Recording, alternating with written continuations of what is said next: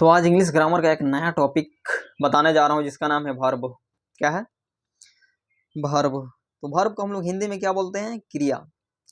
तो इस वर्ब का हिंदी और इंग्लिश दोनों में डिफिनीशन देखेंगे, परिभाषा देखेंगे और बहुत ही आसान तरीका से मैं आप लोगों को समझा दूंगा, गारंटी।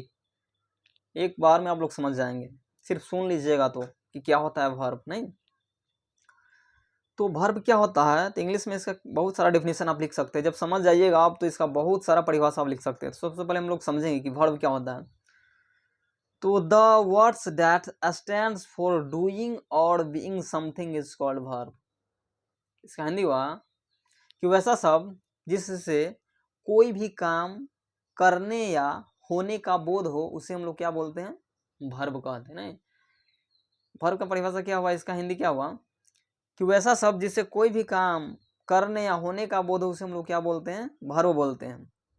जैसे ही इज अ टीचर, देखिए वह एक शिक्षक है। नहीं तो यहाँ वर्ब क्या कर रहा है? बीइंग का काम कर रहा है, होने का काम, मतलब क्या है? वह एक शिक्षक है। तो शिक्षक होने का यहाँ बोध करा रहा है। नहीं, और जैसे में ही गोज देयर, वह वहाँ जाता है, तो ये क्या कर रहा है? डूइंग, मतलब कोई काम करने का बोध करा रहा है। नहीं तो ही गोज देयर।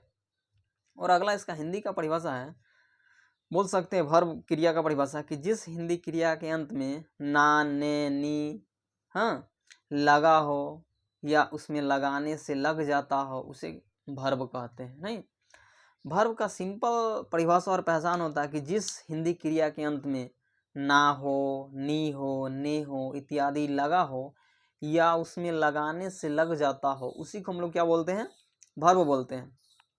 जैसे में देखिए कि भोला पढ़ता है। नहीं, भोला पढ़ता है, तो पढ़ता में हम लोग क्या लगा सकते हैं? पढ़ना। नहीं, पढ़ना से ना बना है पढ़ता। तो देखिए पढ़ता किससे बना है? पढ़ना से बना है। तो क्या हो गया? ये पढ़ना एक वर्ब हो गया। क्या हो गया? ये वर्ब हो गया। नहीं, जैसे में रोना, नहीं, रोना भी क्या है? एक वर्ब है। खेलना भी क्या है? एक वर्ब है। तो वर्ब आप लोग सिंपल तरीका से समझ गए होइएगा क्या होता है।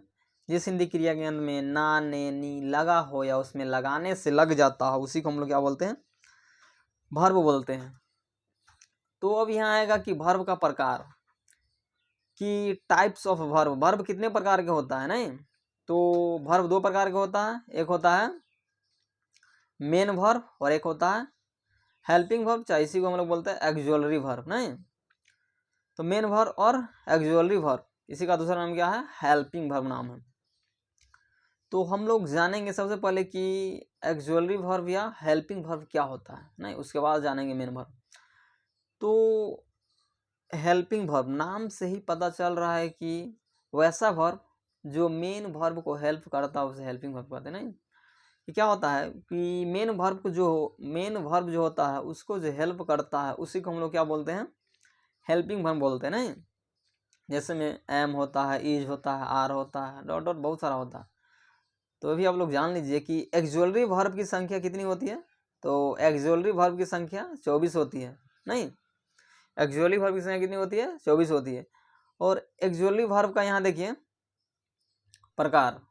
हाँ, एक्जुअली वर्ब का दूसरा नाम क्या है? हेल्पिंग वर्ब भी है। तो इसका प्रकार देखिए, पहला होता है प्रिंसिपल एक्जुअली वर्ब होता है, मॉडल एक्जुअली वर्ब होता है, और तीसरा क्या होता है?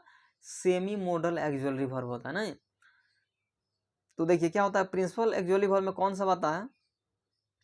तो एम आता है, इज आता है, आर आता है, वाज आता है, वर्ड आता है, डू आता है, डज आता है, डिड आता है, हैज आता है, हैव आता है और हैड आता है। ना ये सब किस में आता है? प्रिंसिपल एक्जुअलरी वर्ब में आता है। और दूसरा क्या है?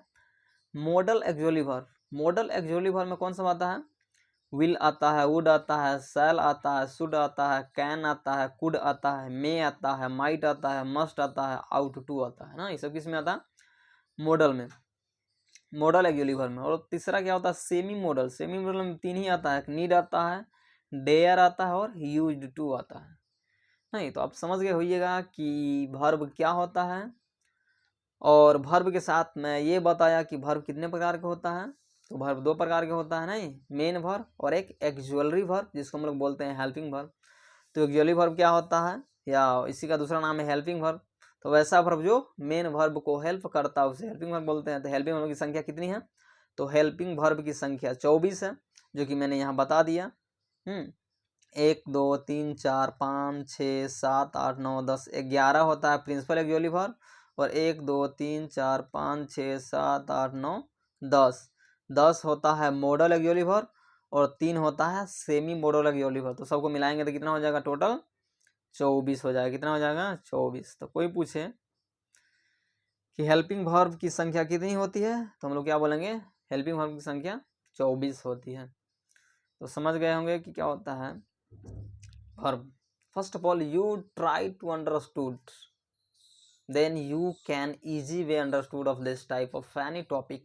Okay.